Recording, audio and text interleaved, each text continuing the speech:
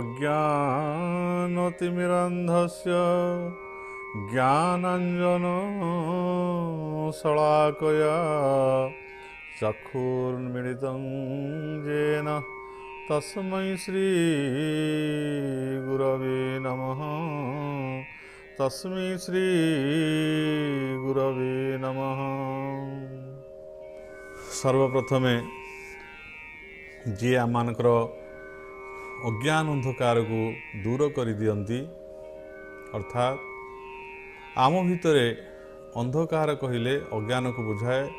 ज्ञान को कहले आलोक बा ज्ञान होउछि आलोकर प्रतीक, अंधार होउछि अज्ञान होउछि अंधारर प्रतीक। अंधकार जे भली भाव प्रत्येक पदार्थ को गुप्त कर दिए, लुप्त कर दिए। कौन से विषय आम जानवा बुझा से विषय ज्ञान लाभ करने जदि सेठी अंधकार पूर्ण थाए ताहले सेठी कौन अच्छी से पदार्थटी कौन से वस्तुटी कौन जमी आम ता विषय कौन से ज्ञान लाभ कर पारना, कारण ताहा देखा जाऊना, ता अंधकार भितर पतित होई अछि। अंधकार भितर डूबी जाइथिबा पदार्थ को जे भली भाव बा अंधकार डूबी जाइथिबा पदार्थर ज्ञान जे भली भाव आम माने आहरण करि पारुनाहु, ताकू उपलब्धि करि पारुनाहु, ठीक से भली भाव आम भितर जो अज्ञानता अच्छी ता हूँ अंधकार सदृश। आम भितर जेते प्रकार भल गुण थिले मध्य बा ये दुनिया रे जेते भल कथा थिले मध्य ताहा हमको देखा जाए ना अज्ञान द्वारा, ताहा बोध हुए ना, ताहाको आम जानी पारु ना, ताहाको उपलब्धि करि पारु ना अज्ञान द्वारा। तेणु अज्ञान द्वारा उपलब्धि करि पारु नथिबारु आमे माने से अज्ञान रे आच्छन्न होइथिबा जीव माने ये संसार बहुत भल कथा अच्छी, बहुत जानवर कथा अच्छी, बहुत ज्ञान आहरण कर किंतु ताहा से करि पारंते नहीं, कारण जो तांको भीतर अज्ञानता रही अंधकार भितर से पतित होइछंती। अज्ञान तिमिरांधास्य ज्ञानंजन शलाकया, ज्ञान रूपक आलोक को जी प्रज्वलित कर दियंती बा जेभली भाव दीपरे घृतपूर्ण तैलपूर्ण दीपरे सलिताटे थाए से भाव अग्निटी संजोग कले ताहा प्रज्वलित हुए और से प्रज्वलन द्वारा कौन हुए ना समस्त पदार्थ गुड़िक उद्भासित हो उठती और से आलोक द्वारा आम प्रत्येक पदार्थ को भल भाव निरीक्षण करूँ, देखिपारू और से ज्ञान को लाभ करूँ भल भाव केवल आलोक द्वारा अर्थात ज्ञान द्वारा। ठीक से भाव आम भीतर जो मलिनता रही, जो असद प्रवृत्ति रही, जो अज्ञानता रही, जो खराब कुप्रवृत्ति रही, ताहा हूँ अज्ञान द्वारा आच्छन्न। तेणु से मलिनता को दूर करने को हेले बा अज्ञानता को दूर करने को हेले आमको ज्ञान रूपक आलोक बा ज्ञान रे उद्भासित होगा पड़े। से ज्ञान किए प्रदान करेंगे ना, से ज्ञान प्रदान करेंगे केवल आमर गुरुदेव बा जी से ज्ञान अधिकारी होती से माने से ज्ञान प्रदान करें। तेणु से आत्मज्ञान को प्रदान करने द्वारा आत्मज्ञान प्रदान न तस्मै श्री गुरवे नमः, से आत्मज्ञान को प्रदान करने द्वारा आम आत्मज्ञान जो आम उद्भासित हो उठू से आम सम्मुखें प्रत्येक तत्व गुड़िक उद्भासित हुंती एवं आम ताको सठिक भाव बुझीपारू, देखिपारू, जानीपारू, अनुभव करूँ एवं अनुभव जो ज्ञान हो जाए थे बुझी हुए। जेभली भाव आम गोटे कथा बुझीपारे जे अग्नि रे जदि आम हाथ को बा हस्त को बा कौन चर्म को आम कौन अंग को निक्षेप करवा बा अग्नि जदि स्पर्श करवा ताहले ताहा हमको दहन करवा अत्यंत कष्टदायक, पोड़ीदेव, आम पोड़े ज्वाला हेब, कष्ट हेब। आम जदि थरे अनुभूति आमर हो जाइछि ताहले आम केभे अग्नि की देखला मात्रे से ज्ञान थरे हो जाइथिबारु पुनः अग्नि सहित आम आमर कौन अंग प्रत्यंग को निक्षेप करने बा संजोग करने चेष्टा करवा नहीं, कारण आम जाचे जे अग्नि द्वारा आम युक्त हेले आमको पीड़ा हेब बा कष्ट हेब बा दहन हेब। से भली भाव थरे जो आमर ज्ञान उदय हो आम बुझीपर कौन भल आ कौन मंद, आम जो मंद कार्य आम पाखक आसब करने बा कुकार्य आम जो बशवर्ती हो कौन कुकार्य करने आम चेष्टा करवा से ज्ञान द्वारा आम बुझीपर जेहेतु आम ज्ञान द्वारा प्रभावित हो आम ज्ञान को बुझीपारे आम गुरुंक ठारू ज्ञान को आहरण करे भलमंद विचार करने शक्ति आम पाखे अच्छी। आम केभे हेले खराब पदार्थ को ग्रहण करवा ना जानी शुणी आम जाचे कार्य कले खराब हम आम देखुचे बाटरे कंटा पड़ी आम ज्ञान द्वारा बुझीपारे गले कंटा अच्छी या क्षत सृष्टि कर आम के जाणी शुणी बाटे जापर ना जदि अजाणतरे आम जाने आम अज्ञानता अच्छे आम बुझीपारे ताले से पथरे गले अवश्य पीड़ा हम कि ज्ञान द्वारा जब आम बुझीपारे कौटा ठीक है कौटा भूल आम के भूल पथरे अग्रसर हवा ना सब बुद्धि विवेक द्वारा आम निर्णय नवा कौटा सत् कार्य आम से सत् कार्य निजक परिचालन करवा एवं सत् कार्य परिचालन करने को हेले आमको दैव संपदर अधिकारी होगा पड़ो तेणु दैव संपद कथा को आम आलोचना करुले बुझेवा जाई दैव संपदर कथा आम कहीचे तेज क्षमा धृति शौच अद्रोह नातिमानिता एवं एवं कहीचे जे भवंती संपदं दैवी मधिजात भारत आज तेज कथा गला गोटे कथा जा तेज कथा जापर आसला क्षमा कथा आसला ये क्षमा हूँ अत्यंत दैव संपदर एक अत्यंत गुरुत्वपूर्ण विषय क्षमा दंडीवा शक्ति जार थाई से पुणी क्षमा आचरई अर्थात क्षमा अर्थ या नुहे जे मु भयभीत हो जन को छाड़देली मोठार किसी धन मो पाखे अच्छी अत्यंत कुप्रभावशाली व्यक्ति जड़े आसी तार मत भयभीत करे मो धन संपत्ति को नहीं गलानी मुझे देदेली से मत मागिला मुझे डरिकी देदेली बा मते जड़े पीड़ा देला कष्ट देला मोर समर्थ नाही ताकू पराभूत कर समर्थ ना मो भितर तेणु समर्थ ना पाखे कौन कली जोड़हस्त हो शरणागत हो गली बा मुझे किसी दंड न दे छाड़देली दंड देवार बहुत मन भर अभिलाष अच्छी मन भितर मोर जे मत जे क्षति करी मत जे पीड़ा देती से लोक को दंड देवार मो भर बहुत सामर्थ्य अच्छी मुझे उपयुक्त दंड दे पारि था सी जो मोर क्षति करी मत जो दुख देती किंतु मुझे दुर्बल व्यक्तित्व जे मुझे डरिकी छाड़देली जो मत पचारे अन्य मैंने सी तुम एत क्षति कला तुम कहीं किसी कहलनि कि दंड देलन छाड़देल कहीं से मुझे ना मुझे क्षमा करदेली सेटा प्रकृत क्षमा नुहे ताकि मोर दुर्बल पराकाष्ठा किंतु प्रकृत क्षमा हूँ कौन ना दंडीवा शक्ति जार थाई सी पुणी क्षमा आचरई मोर दंड शक्ति दर पुंस क्षमा गुणी अलंकृतम दंड शक्ति धर पुरुष मानकर क्षमा गुण से अलंकृत होकर ये समाज रक्षा है जदि रावण भली कंस भली पौराणिक जो असुर मान कथा शुणीचे जदि तांकर दंड देवार शक्ति अच्छी जदि क्षमता अच्छी से कौन कर ये विश्ववासी की दंड देइछंती क्षमतार प्रभाव से देवता मान दंडित कर मनुष्य समाज को दंडित कर ऋषि मान साधु मान सन्थ मान केवल पीड़ा देइछंती क्षमता द्वारा किंतु जड़े दैव संपदर जदि व्यक्ति विशेष दैव गुणर अधिकारी होता है पाखे दंड देवार समस्त सामर्थ्य अच्छी पाखे धन बल अच्छी लोक बल व जनबल अच्छी पाखे एवं पाखे समस्त प्रकार अस्त्र शस्त्र जंत्रपाति सबूर व्यवस्था अच्छी सामर्थ्य अच्छी बाहुरे बल अच्छी शक्ति अच्छी बुद्धि ज्ञान सबू पाखे अच्छी सी चाहिए अन्य को दुख दे पार अन्य धन अपहरण कर अन्य परस्व को अपहरण कर पर स्त्री को अपहरण कर जिते कुकार्य अच्छे इंद्र सुख सबू से कर अन्य जन को अनायास से दंड दे पार किंतु जड़े दैव संपद गुणर अधिकारी व्यक्ति जेहेतु दैव संपद क्षमा हो एक गुण ह्री लज्जा जमती एक गुण लज्जा थे जमी कौन निर्लज कार्य जीवन में करा इच्छा हुए ना से चिंता कराए ये कार्य कर लज्जित हो से कार्य से निवृत्त रुहे से भाव में क्षमा हूँ एक अत्यंत उपादेय गुण दैव संपद भितर जो मैंने क्षमाशील व्यक्ति से पैसा अच्छी धन बहुत अच्छी से धन बल अन्य धन देकी अन्य जन को निधन करें परास्त करें बहु दंड दंडित करें समस्त लोक समर्थन करेंगे पैसा अच्छी पाखे प्राचुर्य अच्छी पाखे निज बाहुरे बल अच्छी से जन को परास्त कर दंड दे पारे किंतु ये समस्त सामर्थ्य थिबा सत्वे जेहेतु से क्षमा गुणर अधिकारी होती जदि कहीं भूल वशत के कुवाक्य कहे अपमानित कथा कहे ता मन रे दुख दिए जदि कहीं कष्ट दिए सी तापर प्रहार करते नहीं आघात दियंते नहीं से भली भाव में कौन दंड दियंते नहीं कारण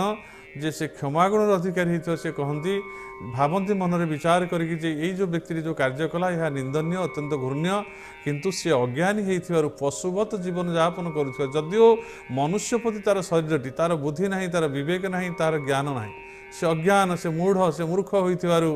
तार से अज्ञानता बशवर्ती हो सी भूल कार्यटे कर जदि प्रकृत दैव संपद अधिकारी ताले मु चाहिए ତାକୁ କ'ଣ କରିବି ଭଲ ବାଟରେ କେମିତି ପରିଚାଳିତ ହେବ ସେ ଉପଦେଶ ଦେଇପାରିବି, ତାକୁ ଭଲ ବାଟ ଦେଖାଇ ପାରିବି, ତାକୁ ସୁଯୋଗ ଦେଇପାରିବି ଭଲ ମଣିଷ ହେବାର। କିନ୍ତୁ ମୁଁ ତାକୁ ଦଣ୍ଡ ଦେଲେ ଲାଭ କିଛି ହେବ ନାହିଁ, ତେଣୁ ମୁଁ କାହିଁ ତାକୁ ଦଣ୍ଡ ଦେବି? ମୁଁ ଦୈବ ଗୁଣର ଅଧିକାରୀ ହେଇଛି, ମୁଁ ସମସ୍ତଙ୍କ ଭିତରେ ଭଗବାନଙ୍କୁ ଦେଖେ। ମୋ ପାଖରେ ଶତ୍ରୁ ମିତ୍ର ସବୁ ସମ ଶତ୍ରୁ ଚ ମିତ୍ରୈ ଚ ତଥା ମାନ ଅପମାନୟ। ମୋ ପାଖରେ ଶତ୍ରୁ ଯାହା ମୋ ପାଖରେ ମିତ୍ର ସେୟା। ମୁଁ କାହାକୁ ଘୃଣା କରେ ନାହିଁ, କାହାକୁ ଦଣ୍ଡ ଦିଏ ନାହିଁ, ମୋର କିଏ ଶତ୍ରୁ ନାହାନ୍ତି। ତେଣୁ ଏଇଭଳି ଭାବରେ ଯେଉଁ କ୍ଷମା ଗୁଣର ଯିଏ ଅଧିକାରୀ ହେଇଛି, ତେଣୁ ଦଣ୍ଡ ଶକ୍ତି ଧର ପୁଂସ କ୍ଷମା ଗୁଣରେ ସେ କ୍ଷମା ଗୁଣରେ ଅଳଙ୍କୃତ ହେଇଥିବାରୁ ଅନ୍ୟମାନେ ତାକୁ ଯେତେ ପୀଡ଼ା ଦେଲେ ମଧ୍ୟ, ଯେତେ ଦୁଃଖ କଷ୍ଟ ଦେଲେ ମଧ୍ୟ ସେ କ୍ଷମାଶୀଳ ହୋଇ ଶାନ୍ତିର ପ୍ରତିଷ୍ଠା କରିବା ପାଇଁ ଅନ୍ୟମାନଙ୍କ ପ୍ରତି ଅସହିଷ୍ଣୁ ନ ହୋଇ ବା ନିଜର ବଳର ପରାକାଷ୍ଠା ଦେଖାଇ ତାର ଧନ ଜୀବନକୁ ନଷ୍ଟ ନ କରି, ତାକୁ କଷ୍ଟ ନ ଦେଇ ବା ପୀଡ଼ା ନ ଦେଇ କ୍ଷମାଶୀଳ ଭାବେ ତାକୁ କ୍ଷମା କରିଦିଅନ୍ତି, ଛାଡ଼ି ଦିଅନ୍ତି। ଯାହା ତ ସେ ଭୁଲ କରିଛି, ଅଜ୍ଞାନରୁ କରିଛି, ତାକୁ ଛାଡ଼ି ଦିଅ। କ୍ଷମା ଗୁଣର ଅଧିକାରୀ ହେଉଛନ୍ତି ଯୀଶୁଖ୍ରୀଷ୍ଟ। ପୂର୍ବରୁ କହିଛି ଯୀଶୁଖ୍ରୀଷ୍ଟ କ୍ଷମା ଗୁଣର ଅଧିକାରୀ। ଯେତେବେଳେ ତାଙ୍କୁ କ୍ରୁଶବିଦ୍ଧ କରାଗଲା, ଯେତେବେଳେ ତାଙ୍କ ହାତ ଗୋଡ଼କୁ ବାନ୍ଧି ଦେଇ ବିପକ୍ଷବାଦୀ ମାନେ ତାଙ୍କୁ କଣ୍ଟା ବାଡ଼େଇ ଦେଲେ ବା କ୍ରୁଶବିଦ୍ଧ କଲେ, ଯାହା କଷ୍ଟଦାୟକ ହେଇଥିବ, ସେ ଅତ୍ୟନ୍ତ କଷ୍ଟରେ ଜର୍ଜରିତ ହୋଇ ଲହୁ ଲୁହାଣ ହେଇସାରିଲା ପରେ ସେତେବେଳେ ତାଙ୍କ ପାଟିରୁ ବାହାରିଲା ଯୀଶୁଖ୍ରୀଷ୍ଟଙ୍କର ଯେ ହେ ଭଗବାନ, ହେ ମଙ୍ଗଳମୟ ଭଗବାନ, ଏମାନେ ସବୁ ଅଜ୍ଞାନ, ଏମାନେ ମୂଢ଼ରୁ ଅଜ୍ଞାନତା ବଶତଃ ହେଇ ମୋତେ ଯେଉଁ କ୍ରୁଶବିଦ୍ଧ କରୁଛନ୍ତି, ଦଣ୍ଡ ଦେଉଛନ୍ତି, ମୁଁ ଆଙ୍କୁ ଘୃଣା କରୁନି, ରାଗୁନି, କାରଣ ହେଉଛି ଆଙ୍କର ଅଜ୍ଞାନତାର ଫଳ। ହେ ପ୍ରଭୁ, ଆଙ୍କୁ କ୍ଷମା କରିଦିଅ, ପ୍ରଭୁ ଆଙ୍କୁ କ୍ଷମା କରିଦିଅ, ଆଙ୍କୁ ସଦ୍ବୁଦ୍ଧି ଦିଅ। ତେଣୁ ଇଏ ହେଉଛି କ୍ଷମା ଗୁଣର ଅଧିକାରୀ ବ୍ୟକ୍ତିତ୍ୱ। ସେଠି ଚାହିଁଥିଲେ ସେ ଅଭିଶାପ ଦେଇପାରିଥାନ୍ତେ, ଅନ୍ୟମାନଙ୍କୁ କହିଥାନ୍ତେ ଆକୁ ଦଣ୍ଡ ଦିଅ ବୋଲି, କିନ୍ତୁ ସେ କହିଲେନି, କହିଲେ କ୍ଷମା କରିଦିଅ। ଠିକ୍ ସେଭଳି ଭାବରେ ଜଣେ ଉପଯୁକ୍ତ ବ୍ୟକ୍ତି ଯାହାର ସମସ୍ତ ସାମର୍ଥ୍ୟ ଥିଲେ ମଧ୍ୟ, ଶକ୍ତି ଥିଲେ ମଧ୍ୟ, ଅନ୍ୟକୁ ଦଣ୍ଡ ଦେବାର ସମସ୍ତ ପ୍ରକାର ତା ପାଖରେ ଅଧିକାର ଥିଲେ ମଧ୍ୟ, ଯେତେବେଳେ ସେ କ୍ଷମା ଗୁଣର ଅଧିକାରୀ ହେଇଛି, ସେତେବେଳେ ସେ ତାକୁ ପ୍ରକୃତ ଦଣ୍ଡ ଦିଏ ନାହିଁ ବା ସେ କାହାକୁ ପୀଡ଼ା ଦିଏ ନାହିଁ। ସେ କ୍ଷମାଶୀଳ ହୋଇ ଅନ୍ୟମାନଙ୍କୁ କହେ ଯେ ନା, ଯେ ସେ ଯେଉଁ ଭୁଲ କରିଛି, ଅଜ୍ଞାନରୁ କରିଛି, ତାକୁ ଛାଡ଼ି ଦିଅ, ଗୋଟେ ସୁଯୋଗ ଦିଅ, ସେ ଯାଉ। ଏବଂ ତାକୁ କହନ୍ତି ଯେ ଯା, ଏଭଳି ଭୁଲ ଆଉ ତୁ ଜୀବନରେ କରିବୁ ନାହିଁ, ଏବଂ ତୋର ଜୀବନରେ ଯେଉଁ ଚରିତ୍ର ସ୍ୱଭାବ ରହିଛି ତାକୁ ତୁ ମାର୍ଜିତ କରିବା ପାଇଁ ଚେଷ୍ଟା କର, ତୁ ନିଜେ ସୁଧୁରି ଯା, ନିଜକୁ ଭଲ ରାସ୍ତାରେ ପରିଚାଳିତ କର, ଭଲ ଉପଦେଶ ଦେଇ। ଏବଂ ତାକୁ ଯଦି ତାଙ୍କ ସାମର୍ଥ୍ୟ ଅଛି, ଯଦି ତା ଦାରିଦ୍ର୍ୟ ଅବସ୍ଥା ଅଛି, ସେ ସେଥିପାଇଁ ଯଦି ବିଚଳିତ ହୋଇ କିଛି ଭୁଲ କାମ କରିଛି, ତାକୁ ଦାନ ଧ୍ୟାନ କରନ୍ତି, ତାକୁ ଅନ୍ନବସ୍ତ୍ରର ବ୍ୟବସ୍ଥା କରନ୍ତି, ଏବଂ ସେ କେବଳ ଭଲ ମଣିଷ ହେବ ତାକୁ ସୁଯୋଗ ଦେଇ ସେ ଛାଡ଼ି ଦିଅନ୍ତି। ଏବଂ ସେ ବ୍ୟକ୍ତି ଭିତରେ ପରିବର୍ତ୍ତନ ଆସେ ଯେ ଏଇ ବ୍ୟକ୍ତିର ଜଣେ ସମସ୍ତ ସାମର୍ଥ୍ୟ ଥିବା ବ୍ୟକ୍ତି ଚାହିଁଥିଲେ ମୋତେ ଦଣ୍ଡ ଦେଇପାରିଥାନ୍ତେ, ମୋତେ ବହୁତ ପୀଡ଼ା କଷ୍ଟ ଦେଇପାରିଥାନ୍ତେ, କିନ୍ତୁ ସେ ଆଜି ମୋତେ ଦୟାଶୀଳ ଛାଡ଼ିଦେଲେ। ସେତେବେଳେ ତାର ନତମସ୍ତକ ହୋଇଯାଏ ସେ ବ୍ୟକ୍ତି ପାଖରେ। ସେ ତାକୁ ଭଗବାନ ଦୃଷ୍ଟିରେ ଦେଖେ, କାରଣ ମୋତେ ଯେତେ ଭଗବାନ ବଳ ସାମର୍ଥ୍ୟ ଦେଲେ ବି ଇଏ ବଳ ବା ସାମର୍ଥ୍ୟ ମୁଁ କେବଳ ଅନ୍ୟ ଦୁର୍ବଳମାନଙ୍କୁ ରକ୍ଷା କରିବାରେ ହିଁ କେବଳ ବିନିଯୋଗ କରିବି। ଜଗତ କଲ୍ୟାଣ ପାଇଁ ମୁଁ ମୋର ଯେଉଁ ବଳ ବୀର୍ଯ୍ୟ ଅଛି, ତେଜ ଅଛି, ମୁଁ ଆକୁ ବିନିଯୋଗ କରି, ମୋର ଧନର ସାମର୍ଥ୍ୟ ଅଛି, ଅର୍ଥ ବଳ ଅଛି, ଲୋକ ବଳ ଅଛି, ଦୁଃଖୀମାନଙ୍କୁ, ବିପନ୍ନମାନଙ୍କୁ, ଅସହାୟମାନଙ୍କୁ, ଆର୍ତ୍ତକ୍ଲିଷ୍ଟ ଜନତାମାନଙ୍କୁ ସାହାଯ୍ୟ କରିବା ପାଇଁ ମୋର ବୁଦ୍ଧି, ବଳ, ବିବେକ, ଧନ, ପ୍ରାଚୁର୍ଯ୍ୟ ମୁଁ ସବୁ ବିନିଯୋଗ କରିବି। ମୁଁ ଏ ଯେଉଁ ବଳଶାଳୀ ହେଇଛି, ମୋତେ ଯେଉଁ ଲୋକ ବଳ ମିଳିଛି, ଧନ ବଳ ମିଳିଛି, ମୋତେ ଯେଉଁ ସାମର୍ଥ୍ୟ ଆଜି ମିଳିଛି, ମୋ ଶରୀରର ସାମର୍ଥ୍ୟ ମୋତେ ମିଳିଛି, ଇଏ ଅନ୍ୟମାନଙ୍କୁ ଦୁଃଖ ଦେବା ପାଇଁ ନୁହେଁ, ଅନ୍ୟମାନଙ୍କୁ ପୀଡ଼ା ଦେବା ପାଇଁ ନୁହେଁ, ଅନ୍ୟମାନଙ୍କର ମଙ୍ଗଳ ପାଇଁ। ମୁଁ ମୋ ଜୀବନଟାକୁ ମୁଁ ଅନ୍ୟମାନଙ୍କର ସୁଖ ଶାନ୍ତି ପାଇଁ ଲଗେଇଦେବି, ମୋର ଧନ, ଜନ, ବଳ, ବୁଦ୍ଧି, ବିବେକ ସବୁକିଛି। ତେଣୁ କ୍ଷମାଶୀଳ ବ୍ୟକ୍ତିମାନେ ହେଉଛନ୍ତି ଏଇଭଳିଆ ବ୍ୟକ୍ତିତ୍ୱ ଯେଉଁମାନେ ଅନ୍ୟମାନଙ୍କ ପାଇଁ ସଦାସର୍ବଦା ବ୍ୟାକୁଳିତ ହୁଅନ୍ତି, ଏବଂ ଯଦି ବା ତାଙ୍କୁ କେହି ପୀଡ଼ା ଦିଏ ତାହେଲେ ସିଏ କେବେ ତାକୁ ପୀଡ଼ା ଦିଅନ୍ତି ନାହିଁ ବା ଦୁଃଖ ଦିଅନ୍ତି ନାହିଁ। ତାଙ୍କର ମହନୀୟତା କ୍ଷମା ଗୁଣ ଦ୍ୱାରା ସେ ତାକୁ କ୍ଷମା କରିଦିଅନ୍ତି ଏବଂ ସେ ତାକୁ ଛାଡ଼ି ଦିଅନ୍ତି ଯେ ନା, ମୁଁ ତୋତେ ଦଣ୍ଡ ଦେବି ନାହିଁ ବା ୟାକୁ ଦଣ୍ଡ ଦିଆ ନଯାଉ, କାରଣ ଇଏ ଯାହା କରିଛି ଅଜ୍ଞାନତାରୁ କରିଛି, ମୂଢ଼ତାରୁ କରିଛି, ତେଣୁ ତାକୁ ସୁଯୋଗ ଦିଅ, ତାକୁ ଛାଡ଼ି ଦିଅ, ତାକୁ ଦଣ୍ଡ ଦିଅ ନାହିଁ। ଦୈବ ସମ୍ପଦ ଗୁଣର ଅଧିକାରୀ ବ୍ୟକ୍ତିମାନଙ୍କର ଗୋଟେ ବଡ଼ ଲକ୍ଷଣ ହେଉଛି ଯେ ସମସ୍ତଙ୍କୁ ଭଲ ପାଇବାର କାରଣ ହେଉଛି ସେ ନିଜ ମଧ୍ୟରେ ଯେଉଁ ଭଗବାନଙ୍କୁ ବା ଆତ୍ମତତ୍ତ୍ୱକୁ ଦର୍ଶନ କରନ୍ତି, ଅନ୍ୟମାନଙ୍କ ଭିତରେ ସେ ଆତ୍ମତତ୍ତ୍ୱକୁ ଦର୍ଶନ କରି ସମସ୍ତଙ୍କଠାରେ ସମାନ ଜ୍ଞାନ ପୋଷଣ କରୁଥିବାରୁ ତାଙ୍କ ଭିତରେ ଉଚ୍ଚ ନୀଚ ଭେଦଭାବ କୌଣସି ଜ୍ଞାନ ନଥାଏ। ତାଙ୍କ ଭିତରେ ଉଚ୍ଚ ନୀଚ ଭେଦଭାବ ଜ୍ଞାନ ନଥିବାରୁ ଶତ୍ରୁ ମିତ୍ର ଶତ୍ରୁଚ ମିତ୍ର ସମାନ ଭାବରେ ଶତ୍ରୁ ମିତ୍ରକୁ ସେ ଦେଖୁଥିବାରୁ ତାଙ୍କର ଶତ୍ରୁକୁ ମଧ୍ୟ ତାଙ୍କ ନିଜର ପ୍ରିୟ ଲୋକକୁ ଯେଭଳି ଭାବରେ ସେ ବ୍ୟବହାର କରନ୍ତି ବା ତା ପ୍ରତି ଯେଭଳି ଭାବରେ ତାଙ୍କର ସ୍ନେହ ଶ୍ରଦ୍ଧା ଭାବ ଥାଏ, ଏବଂ ସମ୍ମାନ ବୋଧ ଥାଏ, ଠିକ୍ ସେହିଭଳି ଭାବରେ ତାଙ୍କର ବିପକ୍ଷବାଦୀ ବା ତାଙ୍କର ଶତ୍ରୁଠାରେ ମଧ୍ୟ ତାଙ୍କର ସ୍ନେହ ଶ୍ରଦ୍ଧା ଦୟା କ୍ଷମା ଆଦି ଗୁଣ ଥାଏ ଏବଂ ସେହି ସ୍ନେହ ଶ୍ରଦ୍ଧା ଏବଂ ଦୟା କ୍ଷମାର ଗୁଣକୁ ନେଇ ସେମାନେ ତାଙ୍କର ସେ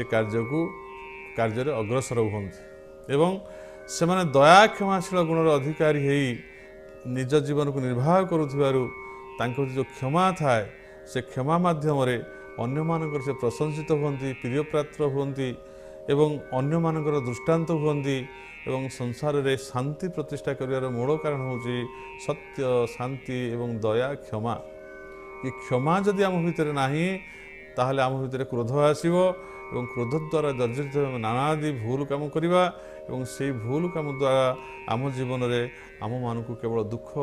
କଷ୍ଟ ଏବଂ ନିନ୍ଦିତ ହେବାକୁ ପଡ଼ିବ ଅନ୍ୟମାନଙ୍କ ପାଖରେ। ତେଣୁ ଆମେ ଅନ୍ୟମାନଙ୍କ ପାଖରେ ଯଦି ନିନ୍ଦିତ ହେବା ନାହିଁ, ଯଦି ଜଣେ ଭଲ ମନୁଷ୍ୟ ଭାବରେ ନିଜକୁ ଆମେ ଭଲ ପରାକାଷ୍ଠା ଭିତରେ ନିଜକୁ ପରିଚାଳିତ କରାଇବା ତାହେଲେ ଆମମାନଙ୍କୁ ନିଶ୍ଚିନ୍ତ ଭାବରେ ସେଇଭଳି ଭାବରେ ସଫଳ ଜୀବନଯାପନ କରିବାକୁ ହେଲେ କ୍ଷମା ଗୁଣର ଅଧିକାରୀ ହେବାକୁ ପଡ଼ିବ। ତେଣୁ ତେଜ ଯେଭଳି ଭାବରେ ଏକ ପ୍ରଭାବ ରହିଛି ଆମ ଭିତରେ ଦୈବ ଗୁଣର, କ୍ଷମାର ମଧ୍ୟ ସେମିତି ପ୍ରଭାବ ରହିଛି। ଇଏ କ୍ଷମା ଗୁଣର ଅଧିକାରୀ ସମସ୍ତେ ନୁହନ୍ତି। ଆମେ ସମସ୍ତେ ଚେଷ୍ଟା କରୁଛେ ଯେ ଆମେ ଶତ୍ରୁକୁ ଦଣ୍ଡ ଦେବା, ମୋର ଯିଏ ଅହିତ କରୁଛି ବା ମୋତେ ଯାହାକୁ ଈର୍ଷା ହେଉଛି ଯାହା ପ୍ରତି, ମୋ ଠାରୁ ଯିଏ ଅଧିକ ପାଠ ପଢ଼ୁଛି ଭଲ ବା ମୋ ଠାରୁ ଯିଏ ଭଲ ଧନ ସମ୍ପଦର ଅଧିକାରୀ ହେଇଛି, ଗାଡ଼ି ଘୋଡ଼ା ଚଲୁଛି ବା ଯିଏ ନିଜକୁ ପ୍ରତିଷ୍ଠା କରିପାରିଛି ତା'ର ପାଣ୍ଡିତ୍ୟ ଦ୍ୱାରା ହେଉ ବା ତା'ର ଭଲ ଗୁଣ ଦ୍ୱାରା ସମାଜରେ ଯେ ପ୍ରତିଷ୍ଠା ହେଇଛି, ଯାହାକୁ ଲୋକ ପ୍ରଶଂସା କରୁଛନ୍ତି, ମୁଁ ସେଠି ଅସହିଷ୍ଣୁ ହୋଇପଡ଼ୁଛି ଏବଂ ମୁଁ ଅଧୈର୍ଯ୍ୟ ହୋଇପଡ଼ୁଛି। ମୁଁ ତାକୁ ତା'ର ପ୍ରାଚୁର୍ଯ୍ୟରେ ବା ତା'ର ପ୍ରଶଂସାରେ ମୋତେ ଅସହ୍ୟ ହୋଇଥିବାରୁ ମୁଁ ତା'ର କ୍ଷତି କରିବା ପାଇଁ ଚେଷ୍ଟା କରୁଛି ଏବଂ ମୋତେ ଯେଉଁମାନେ ଅନିଷ୍ଟ କରୁଛନ୍ତି ବା ମୋତେ ଯେଉଁମାନେ ଟିକେ ନିନ୍ଦା କରୁଛନ୍ତି ମୋର ପଶ୍ଚାତ ପଟରେ ଯେ ମୋ ଗୁଣକୁ ନେଇକି, ତାଙ୍କ ପ୍ରତି ମଧ୍ୟ ମୋତେ ଅତ୍ୟାଚାର କରିବାର ଇଚ୍ଛା ହେଉଛି ଏବଂ ଦଣ୍ଡ ଦେବାର ଇଚ୍ଛା ହେଉଛି। କିନ୍ତୁ ଯଦି ମୋ ଭିତରେ କ୍ଷମା ଗୁଣ ଅଛି ତାହେଲେ ମୋତେ ପଛରେ କିଏ ନିନ୍ଦା କରୁ ବା ଆଗରେ ପ୍ରଶଂସା କରୁ, ମୋର ବିଚଳିତ ହେବାର ନାହିଁ। କାରଣ କାହା ପ୍ରଶଂସା ଦ୍ୱାରା କିଏ ଭଲ ହୋଇପାରେ ନା ବା କିଛି ପ୍ରାପ୍ତି ହୋଇପାରେ ନା। ଆଜି ମୁଁ ଯେଉଁ ଧନ ସମ୍ପଦ ବା ସମ୍ମାନ ବା ପ୍ରାଚୁର୍ଯ୍ୟର ଅଧିକାରୀ ହେଇଛି, ମୋର କର୍ମଫଳ ଦ୍ୱାରା ପ୍ରାପ୍ତ ହେଇଛି, ସୁକର୍ମ ଦ୍ୱାରା ଭଲ ଫଳ ପ୍ରାପ୍ତ ହେଇଛି ଏବଂ କୁକାର୍ଯ୍ୟ କଲେ ମଧ୍ୟ ତାହା ନଷ୍ଟ ହୋଇଯିବ ସବୁ ମାନ ସମ୍ମାନ ମୋର। ତେଣୁ ସେଥିପାଇଁ ଜଣେ ଭଲ ବ୍ୟକ୍ତି ସେ କେବଳ ଭଲ କାର୍ଯ୍ୟ କରେ ଏବଂ ସେ କେବେ ହେଲେ କାହାରି କୁପରିଣାମକୁ ଗ୍ରହଣ କରେ ନାହିଁ ଏବଂ ସଦାସର୍ବଦା କ୍ଷମାଶୀଳ ହୋଇ, ଏ କ୍ଷମାଗୁଣ ହେଉଛି ଏକ ଅଳଙ୍କାର ସଦୃଶ। ଦଣ୍ଡ ଶକ୍ତିଧର ପୁଂସ କ୍ଷମା ଗୁଣରେ ଅଳଙ୍କୃତମ୍। ଏ କ୍ଷମା ଅଳଙ୍କାର ଦ୍ୱାରା ସତ୍ୟ, ଶାନ୍ତି, ଦୟା, କ୍ଷମା ରୂପକ ଅଳଙ୍କାର ଦ୍ୱାରା ଯେ ନିଜ ଶରୀରରେ ଭୂଷଣ ରୂପରେ ଏହାକୁ ଗ୍ରହଣ କରିଛି, ମଣ୍ଡିତ ହେଇଛି, ନିଶ୍ଚିନ୍ତ ଭାବରେ ସେ ବ୍ୟକ୍ତି ଜଣେ ଉଚ୍ଚ ଧରଣର ବ୍ୟକ୍ତି, ଜଣେ ମନନଶୀଳ ବ୍ୟକ୍ତି, ଜଣେ ଚିନ୍ତାଶୀଳ ବ୍ୟକ୍ତି ଏବଂ ସେ ବ୍ୟକ୍ତି ତା ଜୀବନରେ ନିଶ୍ଚିନ୍ତ ଭାବରେ ଯାହା କିଛି କରୁଛି ତାହା ବୁଦ୍ଧି ଦ୍ୱାରା, ବିବେକ ଦ୍ୱାରା ଏବଂ ଜ୍ଞାନ ଦ୍ୱାରା କରୁଛି ଏବଂ ତାହା ଦ୍ୱାରା ନିଜର ମଙ୍ଗଳ ହେବା ସହିତ ସଂସାରର ଅଶେଷ ମଙ୍ଗଳ ହେବା ସହିତ ଅନ୍ୟମାନଙ୍କର ବହୁତ ଉପକାର ହେଉଛି। ଆଜି ଦେଖିବେ ଯଦି ଆମ ଅଞ୍ଚଳରେ ବନ୍ୟା ଆସୁଛି, ବାତ୍ୟା ଆସୁଛି, କୌଣସି ଦୁଃଖ କଷ୍ଟ ରୋଗ ଶୋକ ଆସୁଛି, ଅନ୍ୟମାନେ ଯେତେବେଳେ ନିଜ ନିଜର ରକ୍ଷଣରେ ଲାଗିଯାଇଥାନ୍ତି, କିଛି ବ୍ୟକ୍ତି ଥାନ୍ତି ସେମାନେ ଅନ୍ୟମାନଙ୍କୁ ସୁରକ୍ଷା କରିବା ପାଇଁ କାହାକୁ ପାଣିରୁ ଆଣିକି ଡଙ୍ଗା ସାହାଯ୍ୟରେ ଆଣିକି ତାକୁ ଉଦ୍ଧାର କରି ରଖୁଛନ୍ତି, କାହାକୁ ଘର ନିଆଁ ଲାଗିଗଲେ ପୋଡ଼ିଗଲେ ତାକୁ କେମିତି ରକ୍ଷା କରାଯିବ ତାକୁ ପାଣି ପକାଇ ରକ୍ଷା କରୁଛନ୍ତି ଏବଂ କାହା ପାଖରେ ଖାଦ୍ୟ ନାହିଁ ଖାଦ୍ୟ ନେଇ ପହଞ୍ଚାଉଛନ୍ତି। ସେଥିପାଇଁ ସେମାନେ ନିଜେ କଷ୍ଟ ଭୋଗ କରୁଛନ୍ତି, ନିଜ କାୟକ୍ଲେଶ ସହି ଅନ୍ୟମାନଙ୍କ ସୁଖ ପାଇଁ ଚାହିଁଛନ୍ତି। ଆଉ କେତେକ ଅଛନ୍ତି ଅନ୍ୟକୁ ସାହାଯ୍ୟ ନ କରି ଏଇ ଯେଉଁ ଧନ ସବୁ ଆସୁଛି ଅନ୍ୟମାନଙ୍କ ସୁଖ ପାଇଁ ଲାଗିବା ପାଇଁ ବା ଦୁଃଖୀ ଜଣଙ୍କ ପାଇଁ ବଣ୍ଟା ହେବା ପାଇଁ ତାକୁ ହଡ଼ପ କରି ସ୍ୱାର୍ଥପର ଖାଇ ଦେଉଛନ୍ତି। ଜଣେ ଯାଉଛି ଭିକ୍ଷା କରିକି ଆଦାୟ କରିକି ଆଣୁଛି, ଲୋକମାନଙ୍କୁ ଚେଷ୍ଟା କରୁଛି ସୁଖ ଶାନ୍ତି ଦେବ ବା ତାଙ୍କର ଦୁଃଖକୁ ଟିକେ ଦୂର କରିବ। ଆର୍ତ୍ତକ୍ଲିଷ୍ଟ ଜନତାମାନଙ୍କ ଦୁଃଖକୁ ଦୂର କରିବା ପାଇଁ ଜଣେ ଚେଷ୍ଟା କରୁଥିବା ବେଳେ ଆଉ ଜଣେ ତାଙ୍କର ଧନ ସମ୍ପଦକୁ ଅପହୃତ କରି ନେଇଯାଉଛି। ଏ ସମାନ ବ୍ୟକ୍ତିତ୍ୱ ନୁହନ୍ତି, ସେ ହେଉଛି ଆସୁରୀ ପ୍ରକୃତିର ବ୍ୟକ୍ତି, ଇଏ ହେଉଛି ଦୈବ ସମ୍ପଦର ଅଧିକାରୀର ବ୍ୟକ୍ତି। ତେଣୁ ଦୈବ ସମ୍ପଦର ଅଧିକାରୀ ହେଲେ ଆମ ଭିତରେ କ୍ଷମା ରୂପକ ଗୁଣ ଆସିଲେ ଆମେ ନିଶ୍ଚିନ୍ତ ଭାବରେ ଆମ ଦ୍ୱାରା କାହାରି କେବେ ହେଲେ କ୍ଷତି ହୋଇପାରିବ ନାହିଁ। ଆମେ ବରଂ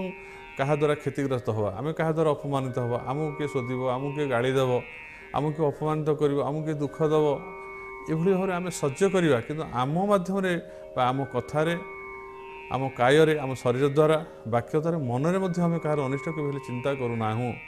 ଏହାଠାରୁ ଦୁନିଆରେ ଆଉ ବଡ଼ ତପସ୍ୟା କିଛି ନ ହୋଇପାରେ। ଏହା ହେଉଛି ସବୁଠାରୁ ଏଇ ଯେଉଁ କ୍ଷମା ଗୁଣରେ ଯିଏ ଅଧିକାରୀ ହେଇଛି ନା, ସେ ସମସ୍ତ ବିଶ୍ୱକୁ ଜୟ କରିପାରିବ। କ୍ଷମା ତା ଭିତରେ ଅଛି। से कहा तार कहीं शत्रु नहांती से समस्ते तार होचंती मित्र जड़े क्षमाशील व्यक्तिर तेणु दैव गुणर